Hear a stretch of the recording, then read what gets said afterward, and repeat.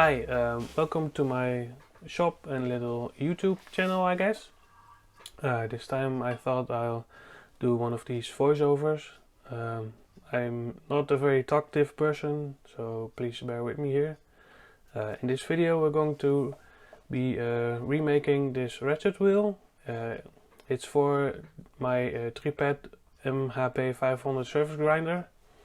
The wheel is used for the automatic downfeed mechanism, and as you can see, it's broken. Somebody, I don't know what they did, but they destroyed the wheel.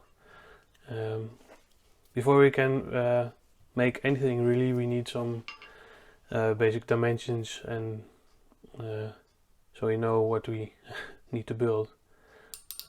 I'm starting here with one of these 3-point inside micrometers to measure the inside bore.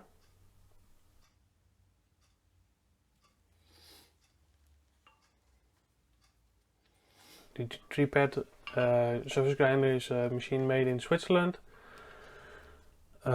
Mine is of the year 1971 or around. It came up for sale here in the Netherlands and I just jumped on it because not a lot of surface grinders pop up on the used market here, and I've never seen a Tripet for sale, so I just bought it.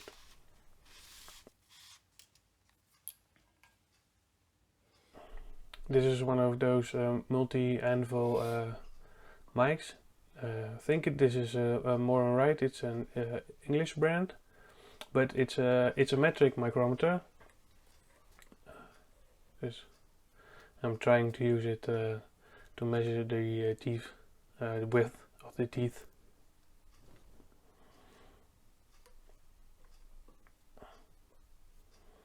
Which you can see in a moment takes me some time because I'm just fumbling around trying to get a decent measurement.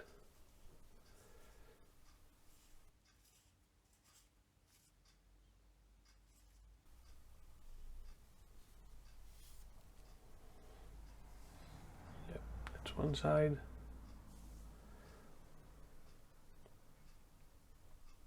Now let's measure the other side.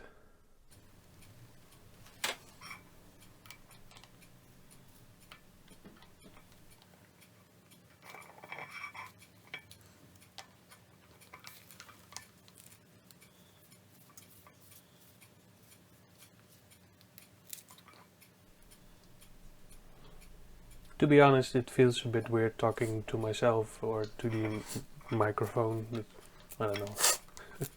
Next time I'll just try and talk to the camera. Maybe that's better, feels better, I don't know.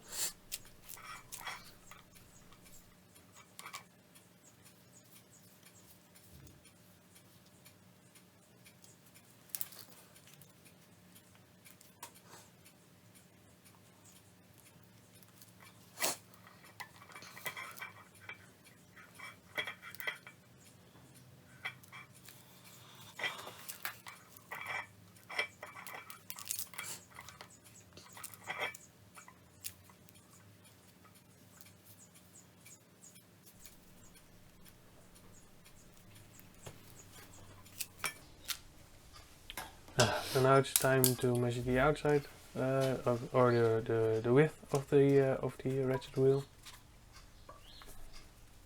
I got all my measuring gear laid out so I can just easily grab the tool I need and measure what I need.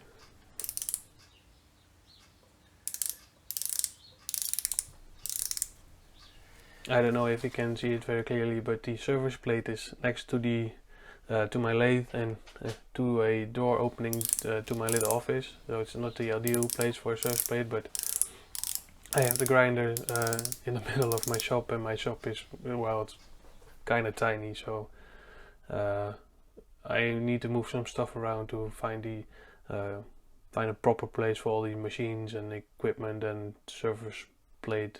So it's here for the time being, but planning to change it in the future.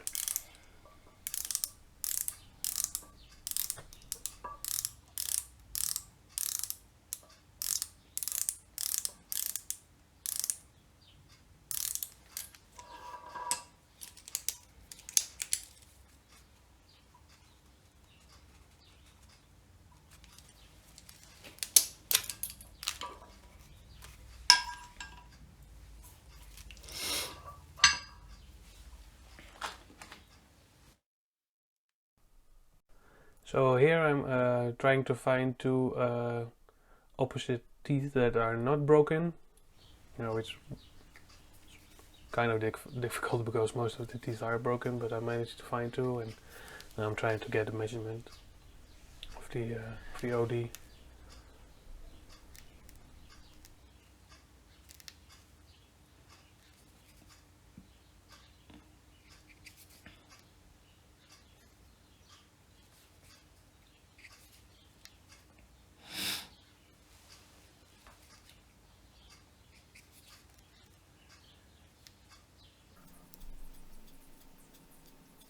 I'm still trying to figure out what type of videos I want to produce.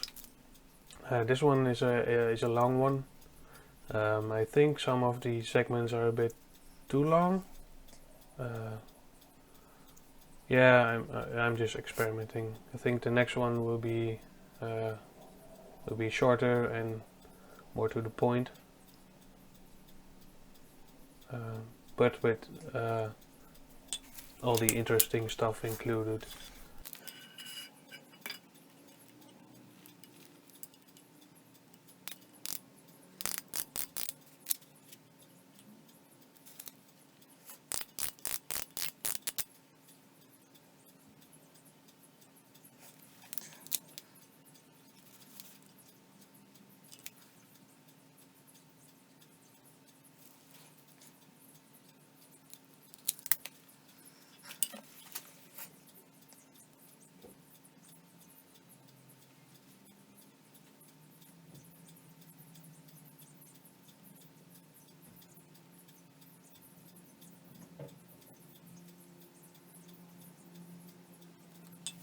If the measurements I'm trying to take are somewhat sketchy, I always try to take a couple of them and average them out, so I get a better measurement.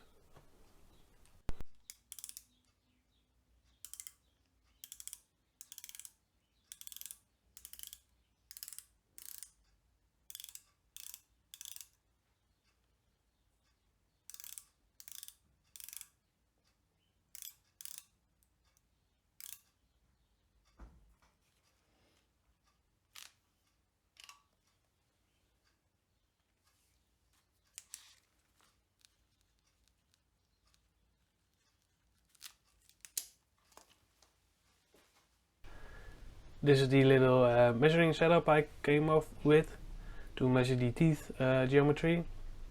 Ideally you want to do this on the optical comparator. I had one, a mid-tutorial one, but I didn't have my little shop built yet, and it was standing outside under a tarp, not getting used, so I sold it, regrettably now, but hey, you can't have everything all the time. Here I'm checking to see if the gear shaft runs parallel with the surface plate. Now I'm centering my height gauge to the middle of the shaft, so I get a reference point.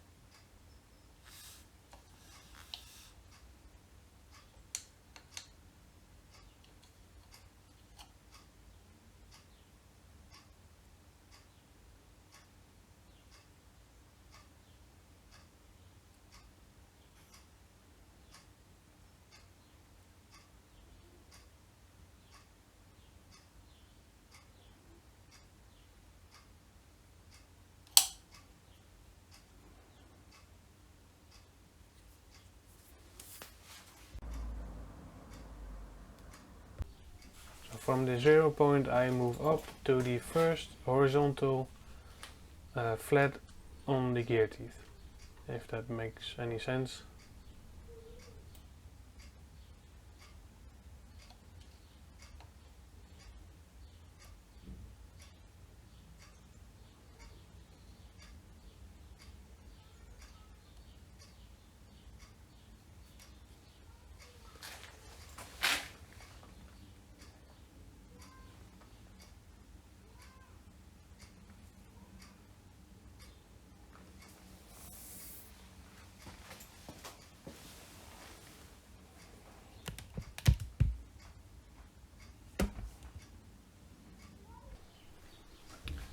As you can see, the setup gets even more sketchy.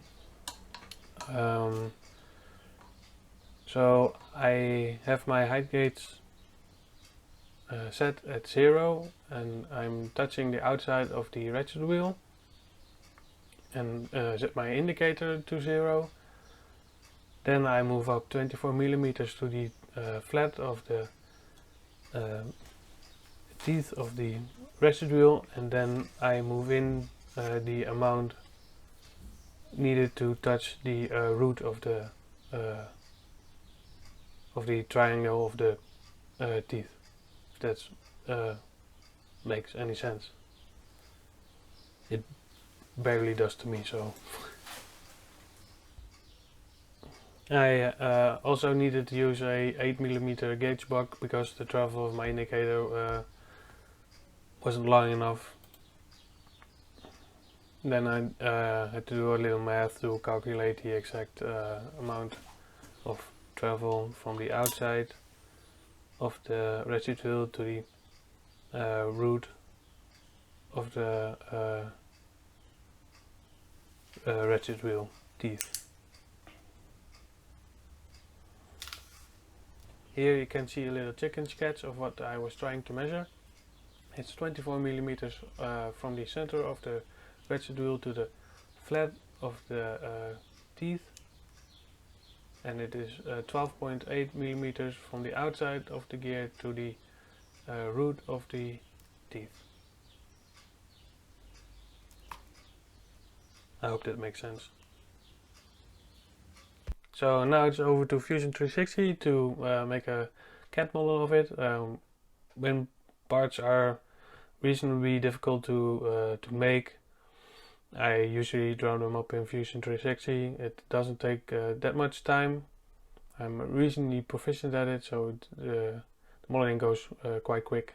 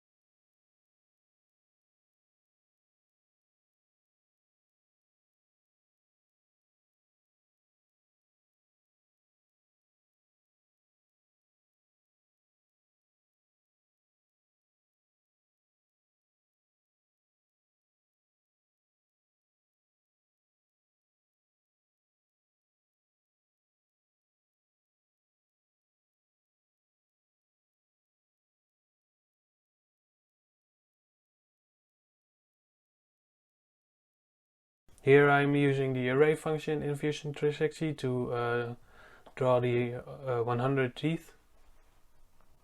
I don't want to draw them all manually, so the array function is perfect for this.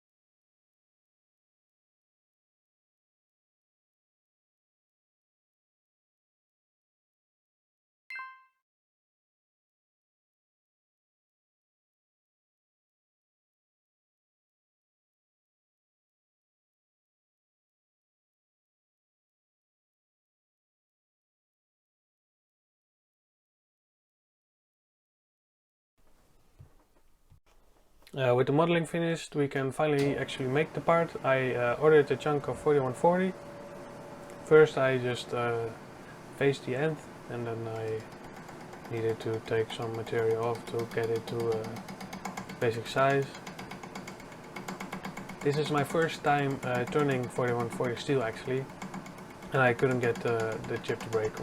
I played with the feeds and speeds, tried all the different things, but I just couldn't get it to break a chip.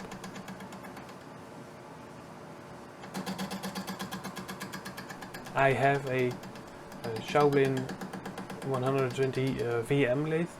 It's a screw cutting lathe, metric. It does use change gears if you want to cut some threads. It's still a good lathe. It has some wear in it, but it's fine for my purposes. I really like it. It's quiet. It runs smooth, and I got basically all the accessories that come with the lathe. I have a steady rest, a follower rest. I have a full set of collets. Everything you would need to get started. Basically, it does have a very nice DRO on it. It's a Heidehain. I don't know off the top of my head what type it is, but it's a nice lathe.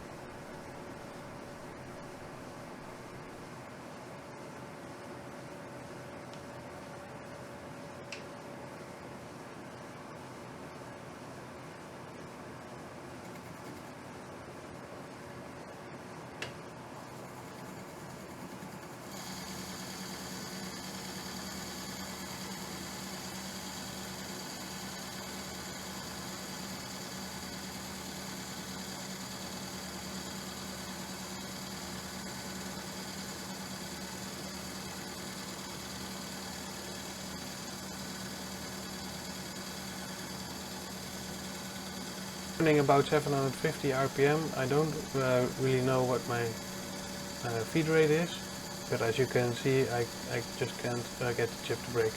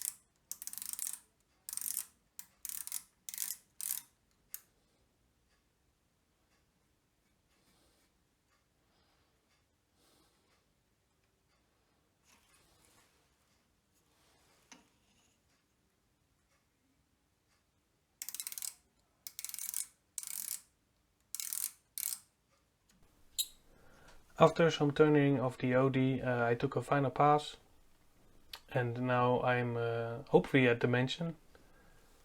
So nice, we get a thumbs up, so I'm on dimension. Here you can see me setting up a parting tool to cut the relief in the middle of the part. As you will see in a minute, it didn't work at all. I got the worst chatter. It turns out I was spinning way too fast. I was spinning at about 450 RPMs. I changed my setup and changed the tool to a grooving tool, and I went all the way down to about 200 RPMs with copious amounts of cutting fluid, and it worked just fine.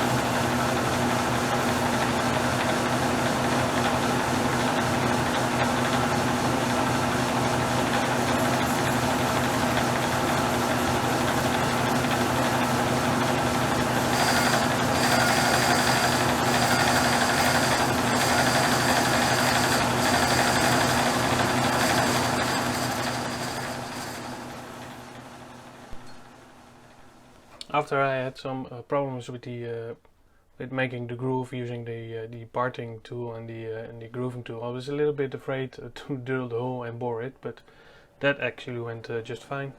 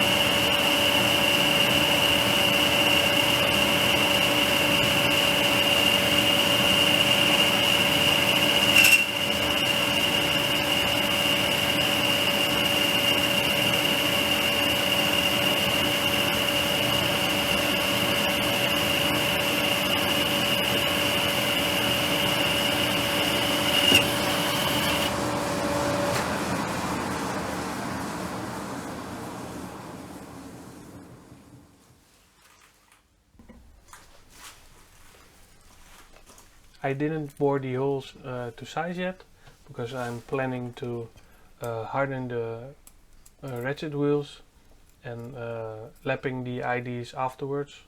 So I'm just leaving a little bit of material for lapping.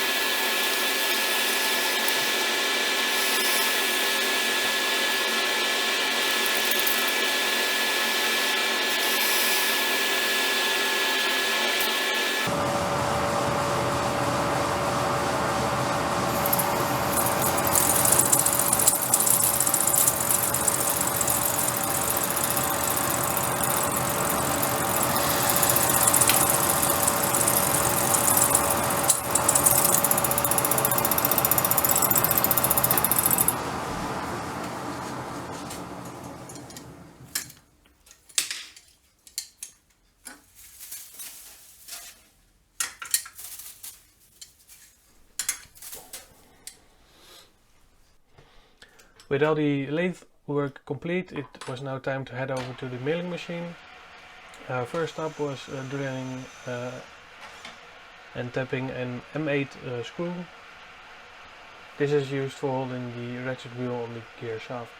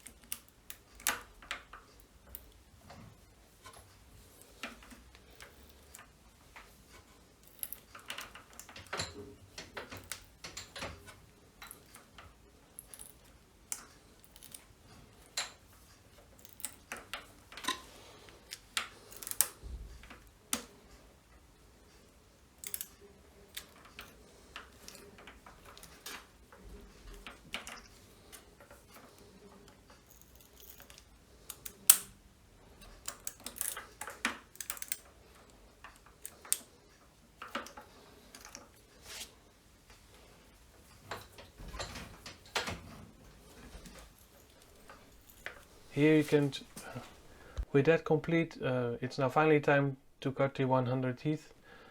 Here you can see me setting up the little dividing head, checking for runout axially and radially.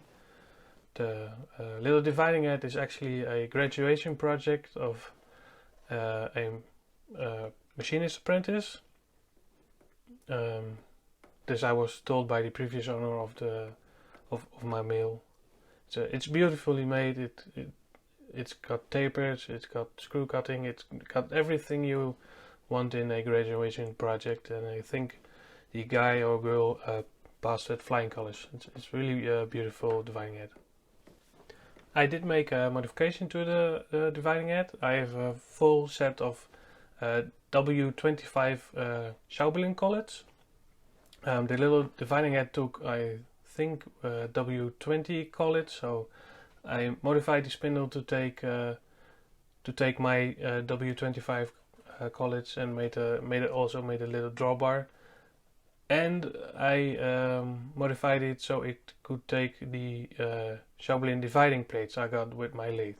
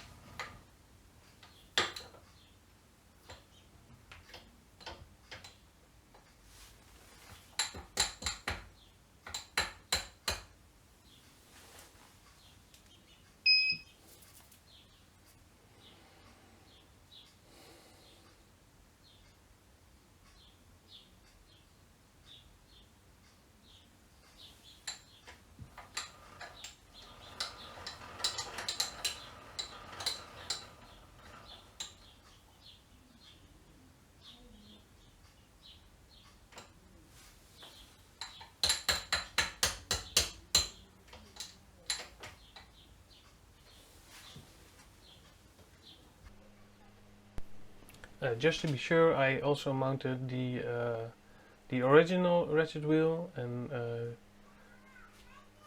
see if I got my numbers right, and see if the dovetail cutter lined up with the teeth, and luckily it did.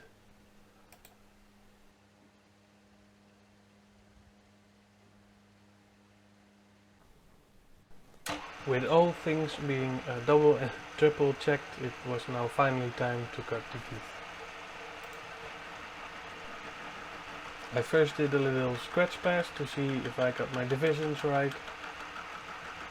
Then I took just a full plunge cut.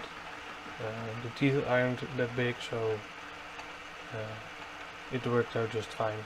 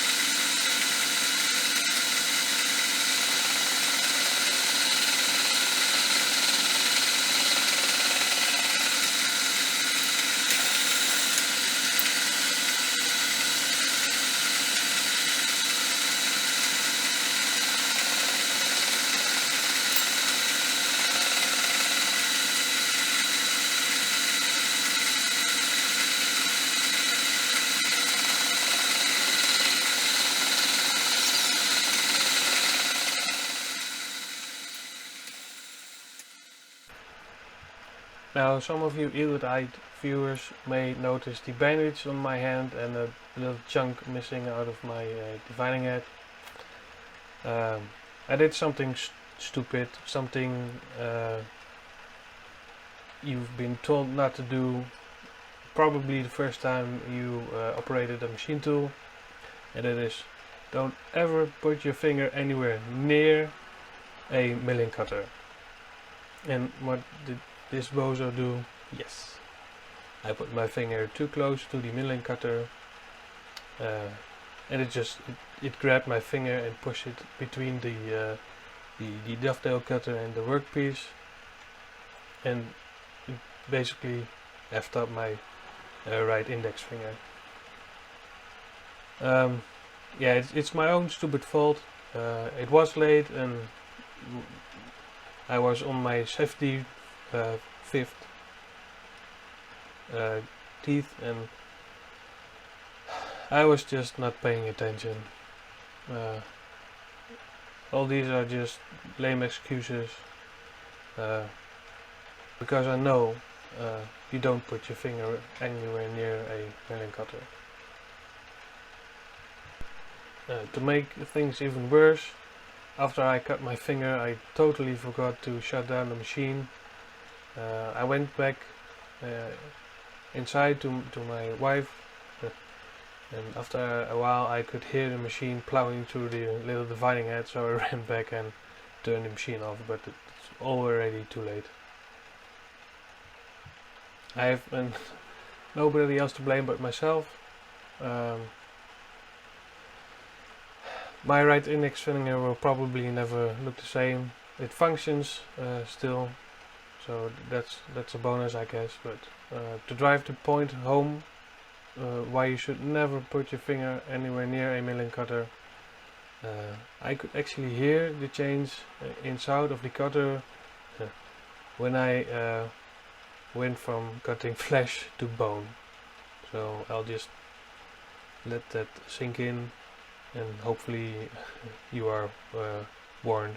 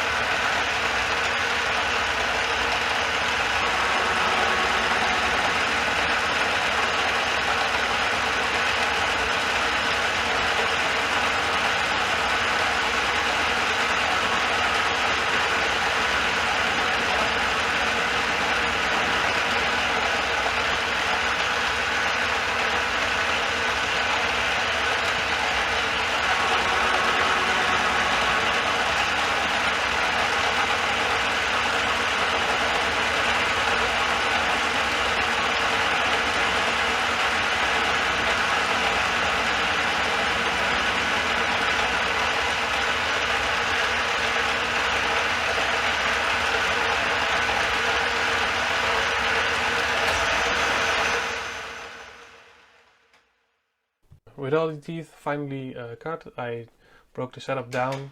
In the end I made two ratchet wheels, just to be safe.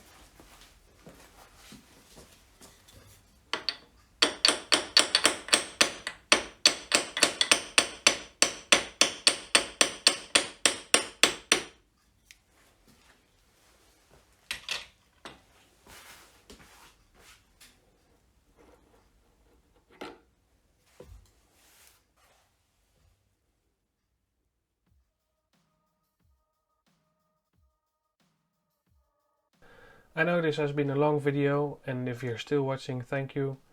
The next one will probably be a little bit shorter, but still have the cool and interesting stuff in it.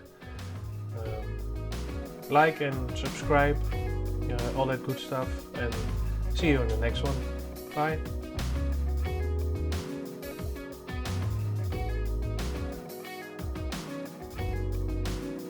Man, is this really what I sound like?